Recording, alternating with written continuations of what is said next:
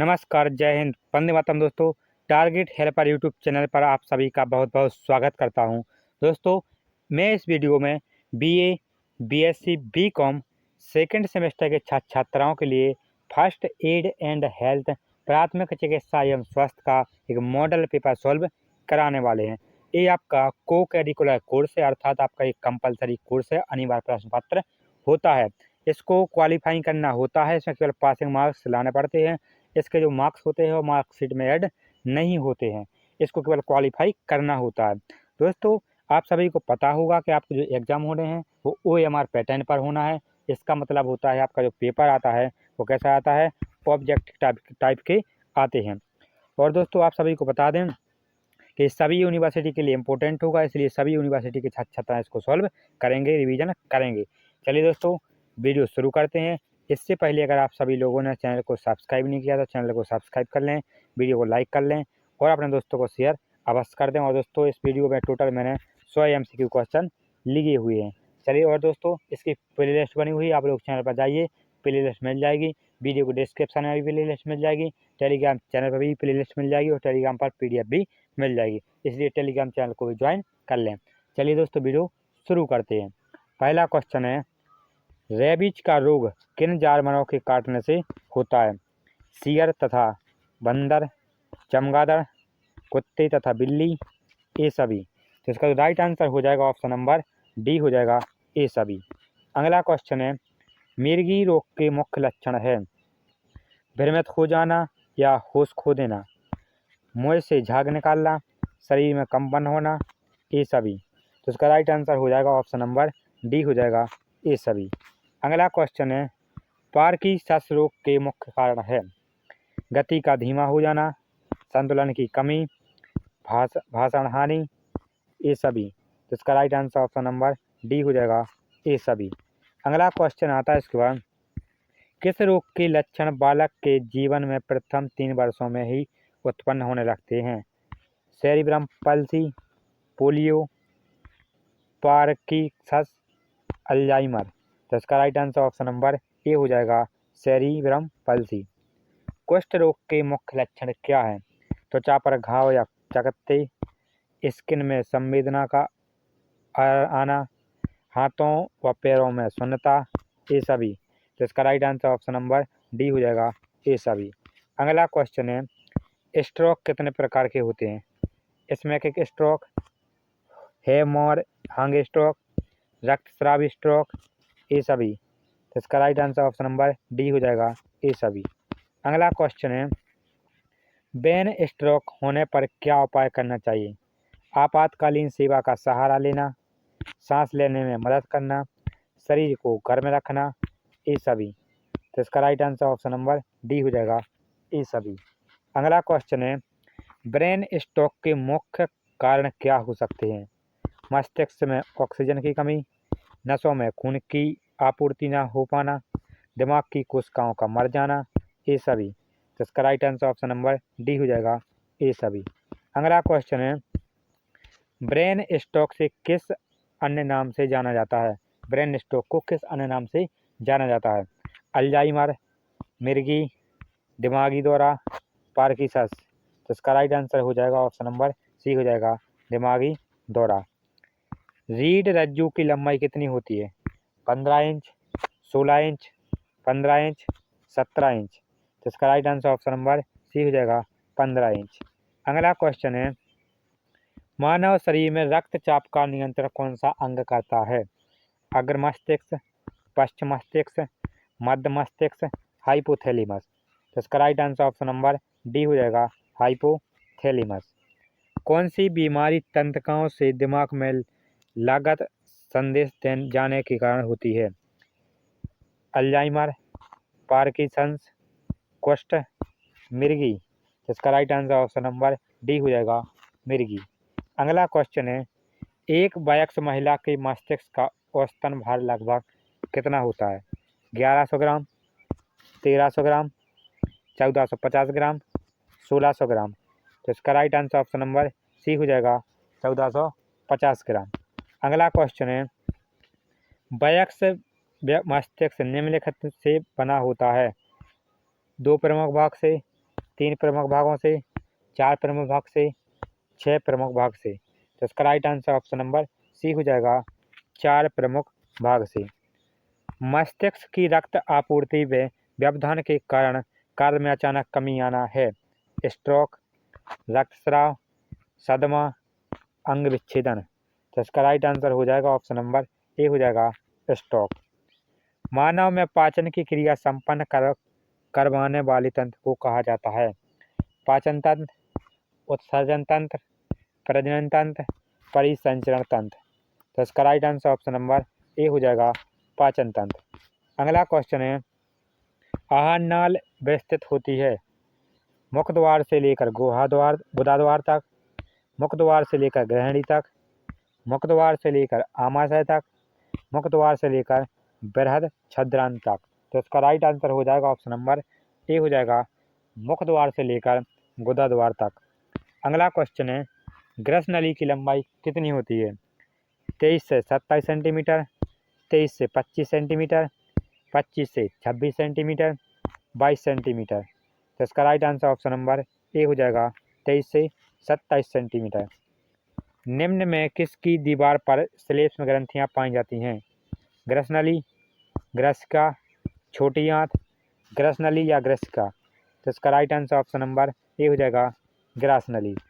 अगला क्वेश्चन है, मानव की जिह्वा कार्य करती है स्वतंत्र रूप से, इच्छानुसार, अनैच्छिक रूप से, इनमें से कोई नहीं। तो इसका right answer option number B हो जाएगा, इच्छानुसार। मनुष्य की जिह्वा का अग्रभाग किस प्रकार के स्वाद का अनुभव कराता है? नमकीन, तीखा, खट्टा, मीठा। तो इसका राइट आंसर ऑप्शन नंबर कौन सा हो जाएगा? ऑप्शन नंबर डी इसका राइट आंसर हो जाएगा, मीठा। दोस्तों, जो मनुष्य की जिह्वा होती है, जिसको क्या बोलते हैं? जिसको जीभ बोलते हैं, ये 3 भागों से मिलकर बनी होती है। अग्रभाग, मध्य भाग और पश्च भाग। ये तीनों भाग का क्या होता है? अलग अलग स्वाद होता है, क्योंकि इसमें अलग अलग ग्रंथियाँ पाई जाती हैं। नेक्स्ट क्वेश्चन है, खट्टे स्वाद का बोध जिह्वा का कौन सा भाग करता है? अग्रभाग, मध्य भाग, पश्च भाग, पार्श्व भाग। तो इसका right answer option number D हो जाएगा, पार्श्व भाग। कितनी जोड़ी लाल ग्रंथियां पृथक वाहिनियों द्वारा मुख गुहा में पाई जाती हैं? 5, 4, 3, 2। तो इसका right answer option number C हो जाएगा, 3। बोलते समय ध्वनि की गूंज उत्पन्न करने में सहायक है मुख गुहा, जीभ, ग्रसनी, घाटी द्वार। तो इसका right answer option number C हो जाएगा, ग्रसनी। भोजन को निगलते समय घाटी द्वार को बंद करने का कार्य किया जाता है।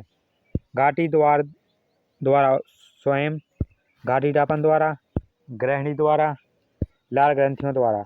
तो इसका right answer option number B हो जाएगा, घाटी डापन द्वारा। अगला क्वेश्चन इसके बाद, ग्रास नली की कुल लंबाई कितनी होती है? 23 से 27 सेंटीमीटर, 23 से 25 सेंटीमीटर, 23 से 28 सेंटीमीटर, 2 से 3 सेंटीमीटर। तो ऑप्शन नंबर ए इसका करेक्ट आंसर हो जाएगा, 23 से 27 सेंटीमीटर। आहार नल का सबसे चौड़ा थैलीनुमा जे के आकार का भाग कहलाता है? आमाशय, ग्रसनी, ग्रासनली, इनमें से कोई नहीं। तो इसका right answer option number A हो जाएगा, आमाशय। अगला क्वेश्चन है, आमाशय की दीवार में जठर ग्रंथियों की संख्या होती है 2 करोड़, 3.5 करोड़, 1.5 करोड़, 0.51 करोड़। तो इसका राइट आंसर हो जाएगा, कौन सा होगा? ऑप्शन नंबर 20 का करेक्ट आंसर हो जाएगा, 3.5 करोड़। आमाशय को कुल कितने भागों में विभाजित किया गया है? 5, 4, 6, 3। तो इसका right answer option number B हो जाएगा, 4। अगला क्वेश्चन है, भोजन को पीसकर एवं तोड़कर उसका आंशिक पाचन होता है? आमाशय में, मुख गुहा में, ग्रहणी में, ग्रासनली में। तो इसका right answer option number A हो जाएगा, आमाशय में। भोजन के पाचन अवशोषण का मुख्य केंद्र होता है जिह्वा, ग्रसनी, छोटी आंत, बड़ी आंत। तो इसका right answer option number C हो जाएगा, छोटी आंत। अगला क्वेश्चन है, ग्रहणी में नहीं पाए जाते पाचक रस का श्रावण करने वाली ग्रंथियाँ, ग्रहणी ग्रंथियाँ, ब्रूनर ग्रंथियाँ, ये सभी। तो इसका right answer option number A हो जाएगा, पाचन रस का श्रावण करने वाली ग्रंथियाँ। ग्रहणी में पाई जाने वाली कौन सी ग्रंथियाँ श्लेष्म का श्रावण करती हैं? ब्रूनर ग्रंथियों का, ग्रहणी ग्रंथियाँ, ब्रूनर तथा ग्रहणी ग्रंथियाँ, सीकम। तो इसका right answer option number C हो जाएगा, ब्रूनर ग्रंथियाँ, ब्रूनर तथा ग्रहणी ग्रंथियाँ। अगला क्वेश्चन है, छोटी आंत के किस भाग में रसांकुर पाए जाते हैं जो पचे हुए भोजन को कई गुना बढ़ा देते हैं? ग्रहणी, मध्यांत्र, शेषांत्र, ये सभी। तो इसका right answer option number C हो जाएगा, शेषांत्र। छोटी आंत के शुरुआती भाग ग्रहणी में पूर्ण पाचन होता है प्रोटीन तथा कार्बोहाइड्रेट का, न्यूक्लिक अम्ल का, वसा का, इन सभी का। तो ऑप्शन नंबर डी इसका राइट आंसर हो जाएगा, इन सभी का। आहार नल का अंतिम भाग कहलाता है बृहदांत्र, ग्रहणी, ग्रसनलिका, आमाशय। तो इसका right answer option number A correct answer हो जाएगा, बृहदांत्र। अगला क्वेश्चन है, बड़ी आंत की लंबाई होती है 1.5 मीटर, 2.1 मीटर, 4.2 मीटर, 3.2 मीटर। तो इसका right answer option number A हो जाएगा, 1.5 मीटर। निम्न में से कौन सा मानव का अपशेषी अंग है? कृमि रूप परिशिष्का, कोलन,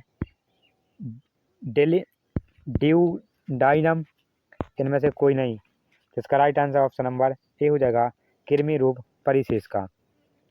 बड़ी आंत का कौन सा भाग उल्टे यू के आकार का होता है? सीकम, कोलन, मलाशय, इनमें से कोई नहीं। तो इसका जो राइट आंसर है वो कौन सा होगा? तो ऑप्शन नंबर 20 का राइट आंसर हो जाएगा, कोलन। नेक्स्ट क्वेश्चन है, कोलन जिस भाग पर फूला रहता है उसे कहा जाता है? होस्टा, नेक्सा, उंडोक, ब्रूनर ग्लैंड। तो इसका राइट आंसर ऑप्शन नंबर कौन सा हो जाएगा? ए हो जाएगा, होस्टा। बड़ी आंत का अंतिम भाग कहलाता है? सीकम, कोलन, मलाशय, इनमें से कोई नहीं। तो इसका right answer option number C हो जाएगा, मलाशय। मल को चिकना व लसलसा बनाए रखने का कार्य मलाशय की कौन सी कोशिकाएं करती हैं? ग्लोबुलेट सेल्स, अपशेषी कोशिकाएं, कोलन कोशिकाएं, ग्लोबुलेट सेल्स तथा अवशेषों। तो इसका right answer option number D हो जाएगा, ग्लोबुलेट सेल्स तथा अवशेषों। नेक्स्ट क्वेश्चन है, मनुष्य में लार का स्रावन करने वाली ग्रंथियां हैं? पैरोटिड ग्लैंड, सब मैक्सिलरी ग्लैंड्स, सब लिंगुअल ग्लैंड्स, ये सभी। तो इसका राइट आंसर हो जाएगा कौन सा? ऑप्शन नंबर डी हो जाएगा, ये सभी। अगला क्वेश्चन है, सबसे बड़ी लार ग्रंथि कहलाती है? पैरोटिड ग्लैंड, सब मैक्सिलरी ग्लैंड्स, सब लिंगुअल ग्लैंड्स, इनमें से कोई नहीं। तो इसका right answer option number A हो जाएगा, पैरोटिड ग्लैंड्स। नेक्स्ट क्वेश्चन है, कर्णपूर्ण लार ग्रंथियां किस नलिका के माध्यम से मुख्य गुहा तक जाती हैं? स्टेनसन नलिका, वाइटल नलिका, वरहार्ट नलिका, बार्थोनिल नलिका, ये सभी। इसका right answer option number A हो जाएगा, स्टेनसन नलिका। नेक्स्ट क्वेश्चन है, निम्न में से कौन प्रतिजीवाणुकारक एंजाइम है? लाइसोजाइम, टाइलिन, पेप्सिन, ये सभी। तो इसका right answer option number A हो जाएगा, लाइपोजाइम। जठर रस स्रावन करने वाली आमाशय ग्रंथियां हैं? कार्डियक ग्रंथियां, पंडिक ग्रंथियां, फाइलोरिक ग्रंथियां, ये सभी। तो इसका राइट आंसर हो जाएगा कौन सा हो जाएगा? ऑप्शन नंबर डी हो जाएगा, ये सभी। अगला क्वेश्चन है, जठर रस को अम्लीय बनाता है? HCl, pepsin, rennin, gastrin. तो इसका right answer option number A हो जाएगा, HCl, जिसको हाइड्रोक्लोरिक अम्ल कहते हैं। आमाशय की दीवार की सुरक्षा की जाती है श्लेष्म के द्वारा, पाचक रस के द्वारा, HCl के द्वारा, ये सभी। तो इसका जो राइट आंसर हो जाएगा ऑप्शन नंबर डी हो जाएगा, ये सभी। नेक्स्ट क्वेश्चन है, मानव शरीर की सबसे बड़ी ग्रंथि है? यकृत, अग्न्याशय, प्लीहा, आमाशय। तो इसका right answer option number A हो जाएगा यकृत।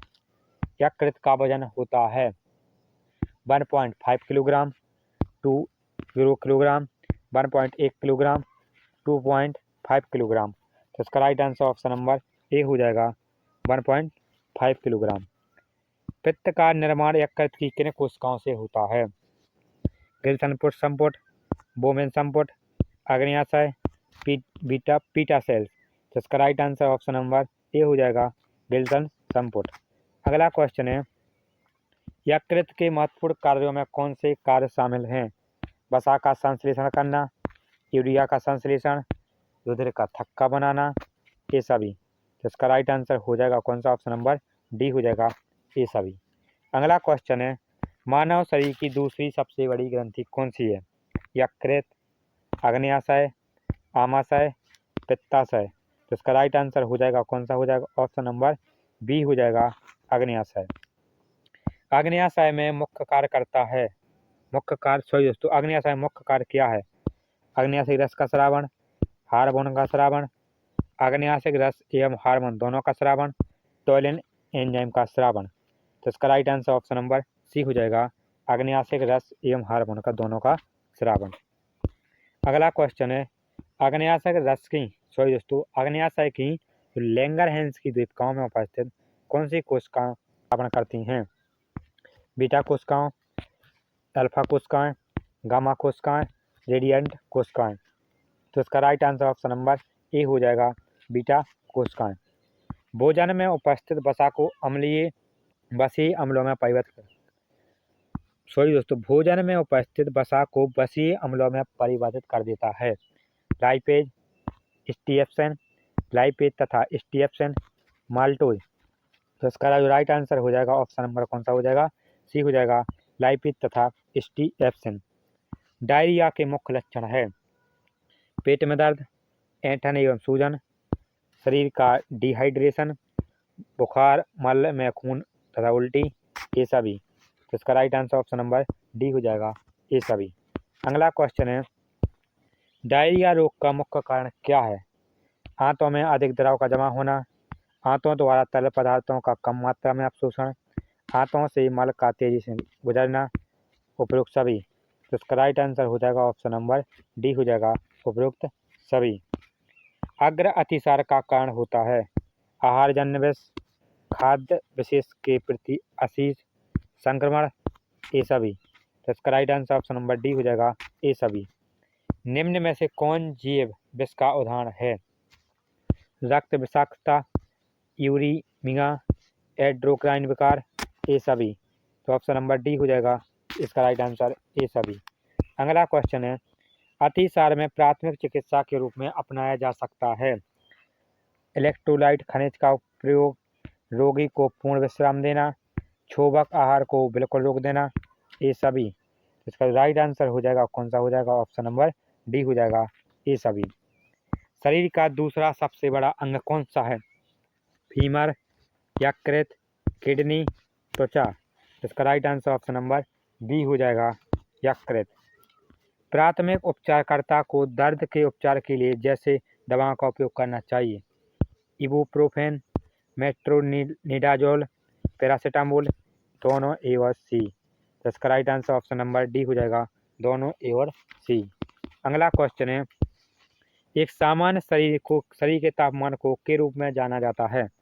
91.6 Fahrenheit, 94.6 degree Fahrenheit, 99.9 degree Fahrenheit, 98.6 degree Fahrenheit. तो इसको राइट आंसर हो जाएगा कौन सा? हो जाएगा ऑप्शन नंबर डी हो जाएगा 98.6 डिग्री फ़ारेनहाइट। आँखें लगभग गोलाकार होती हैं जिनका व्यास लगभग होता है 1.5 सेंटीमीटर, 2.5 सेंटीमीटर, 3.5 सेंटीमीटर, 4.5 सेंटीमीटर। तो इसका right answer option number B हो जाएगा 2.5 सेंटीमीटर। अगला क्वेश्चन है, तंत्र का तंत्र में सम्मिलित संरचना है मस्तिष्क, मेरुरज्जु, तंत्र का तंत्र तथा मेरुरज्जु से निकलने वाली संरचनाएं, ये सभी। तो इसका right answer option number D हो जाएगा ये सभी। मानव शरीर का सबसे बड़ा तथा भारी अंग कौन सा है? त्वचा, यकृत, हृदय, अग्न्याशय। तो इसका right answer option number A हो जाएगा त्वचा। त्वचा का मुख्य कार्य है शरीर के आंतरिक भागों की पर्यावरण से सुरक्षा, शरीर के तापक्रम को बनाए रखना, शरीर के आंतरिक भागों की धूल, मिट्टी तथा जीवाणुओं से रक्षा, उपरोक्त सभी। तो इसका right answer option number D हो जाएगा उपरोक्त सभी। अगला क्वेश्चन है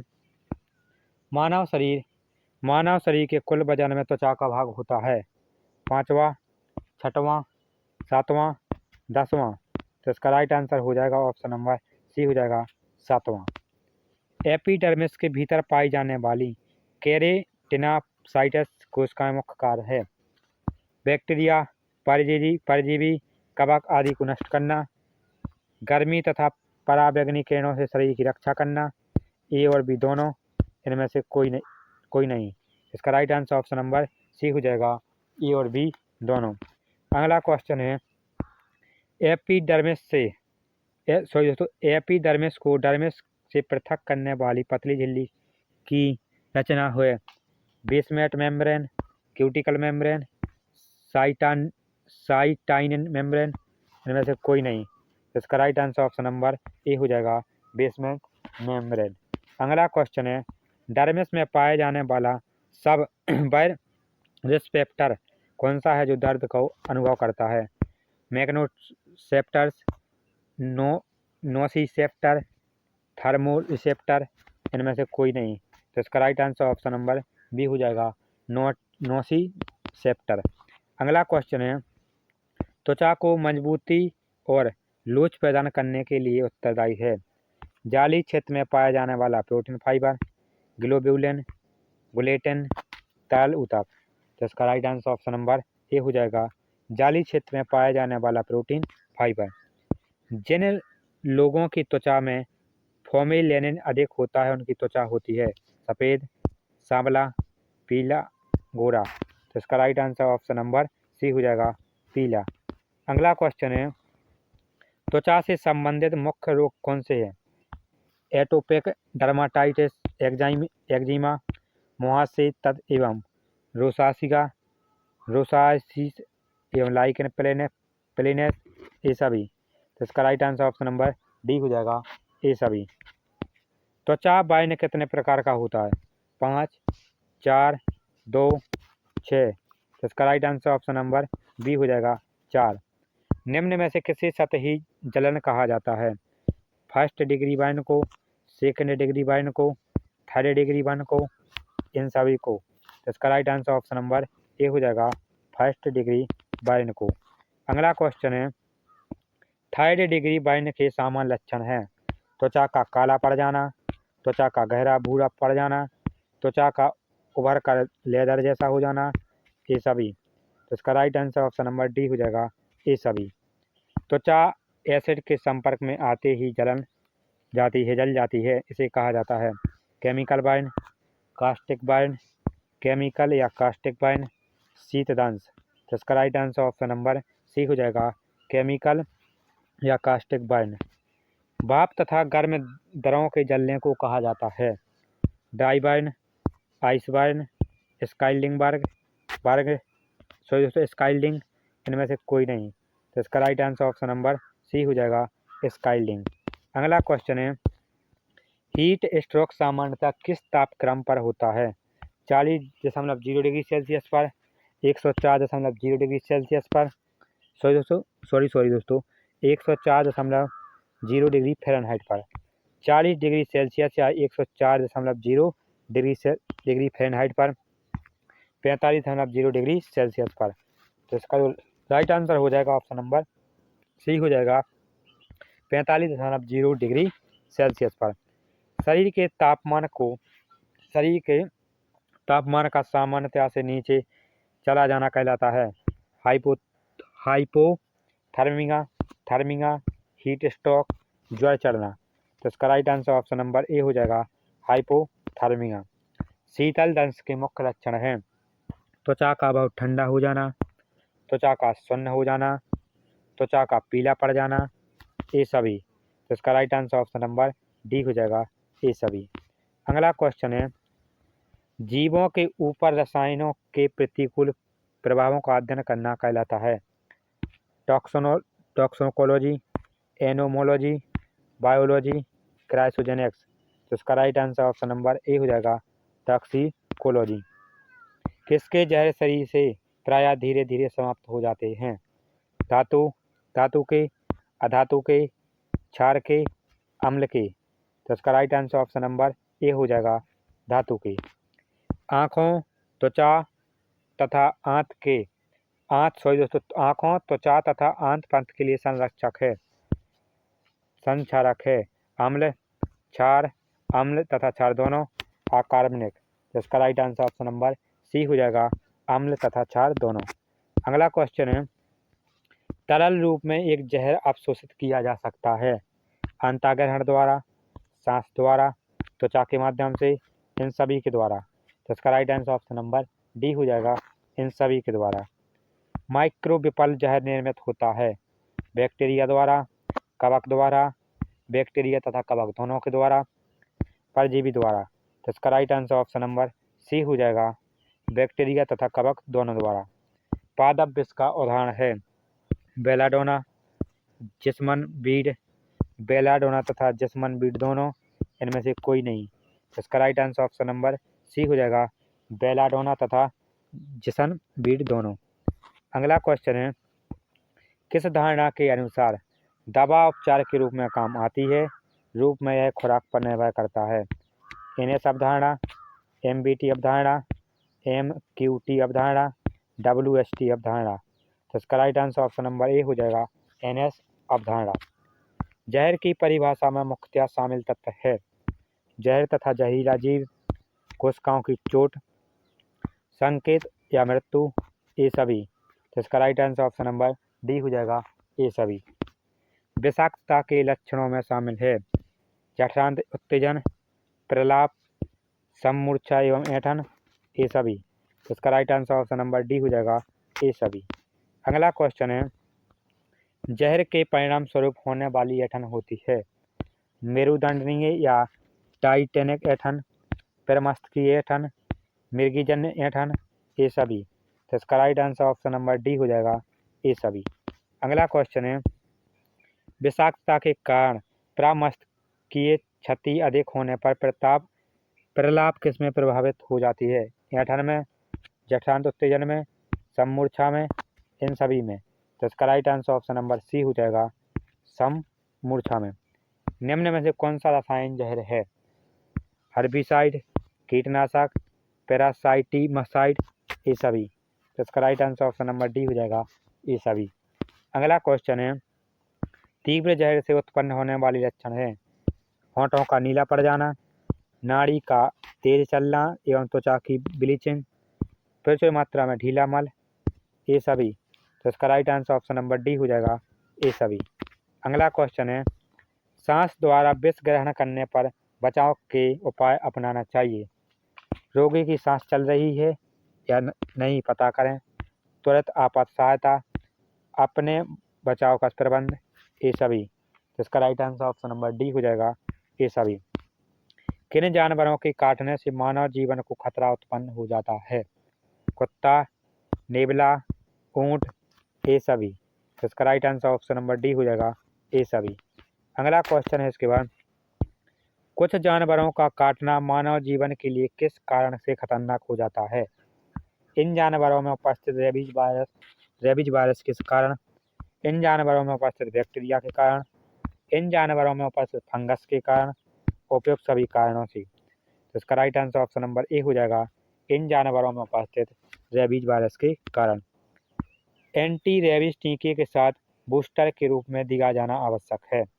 टेटनेस का बूस्टर डोज, रेबीज का बूस्टर डोज, एंटी सीरम का बूस्टर डोज, इनमें से कोई नहीं। तो इसका right answer option number A हो जाएगा टेटनेस का बूस्टर डोज।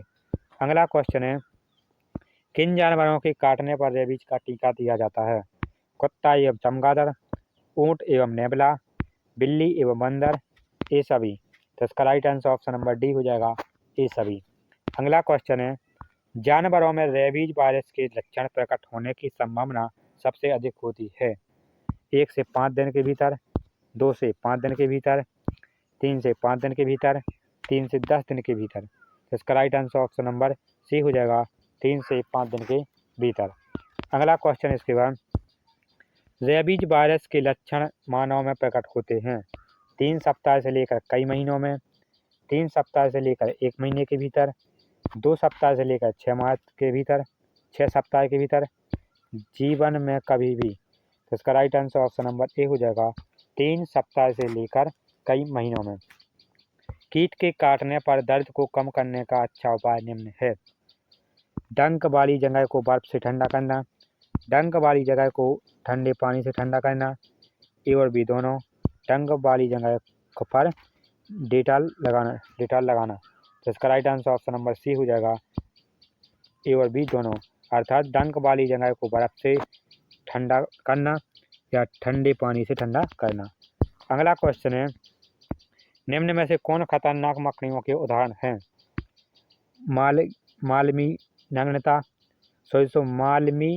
मग्नता और नेक्स्ट है वायलिन स्पाइडर, एविकुलेरिया, ये तीनों। तो इसका right answer option number D हो जाएगा, ये तीनों। सींग वाले वाइपर पाए जाते हैं इतालवी क्षेत्र में, इसके डेनेलिबियन क्षेत्र में, एटलांटिक प्रशांत क्षेत्र में, इन सभी क्षेत्रों में। तो इसका right answer option number A हो जाएगा, इतालवी क्षेत्र में। सांप मनुष्य पर हमला करता है केवल अपना बचाव करने के लिए, जानबूझकर काटने के लिए, डराने के लिए, ये सभी के लिए। तो इसका right answer option number A हो जाएगा, अपना बचाव करने के लिए। अगला क्वेश्चन है इसके बाद, किस सर्प द्वारा मनुष्य के भीतर इंजेक्ट किया गया विष मनुष्य संपूर्ण प्रभाव डालने के लिए बहुत कम होता है। नागराज, कोबरा, ब्लैक कोबरा, वाइपर। तो इसका right answer option number D हो जाएगा, वाइपर। जहरीले सांप के काटने पर प्रकट होने वाले लक्षणों में शामिल हैं पीलिया, ऐंठन, आंदोलन तथा प्रताप, ये सभी। तो इसका right answer option number D हो जाएगा, ये सभी। अगला क्वेश्चन है, एंटी वाइपर सीरम का उपयोग किया जाना चाहिए कहीं पर भी किसी के भी द्वारा, केवल अस्पताल में चिकित्सीय देखरेख में नुस्खे के तहत, केवल अस्पताल में चिकित्सीय देखरेख में नुस्खे के साथ। तो इसका right answer option number D हो जाएगा, केवल अस्पताल में चिकित्सीय देखरेख में नुस्खे के साथ। सर्प देश के पश्चात रुधिर प्रवाह मार्ग की अपेक्षा किस मार्ग को करना अधिक उपयोगी होता है। यश का मार्ग, श्वसन मार्ग, रक्त परिसंचरण मार्ग, ये सभी। तो इसका right answer option number A हो जाएगा, यश का मार्ग। तो दोस्तों, ए मॉडल पेपर पूर्ण रूप से कंप्लीट सॉल्व हो चुका है।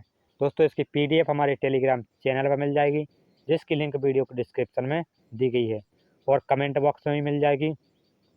और दोस्तों, इसकी प्ले लिस्ट बनी हुई है, आप लोग चैनल पर जाइए, मिल जाएगी। वीडियो के डिस्क्रिप्शन में भी लिंक मिल जाएगी और टेलीग्राम चैनल पर भी मिल जाएगी। दोस्तों, वीडियो को पूरा देखें, सभी मॉडल पेपर को सॉल्व अवश्य कर लें।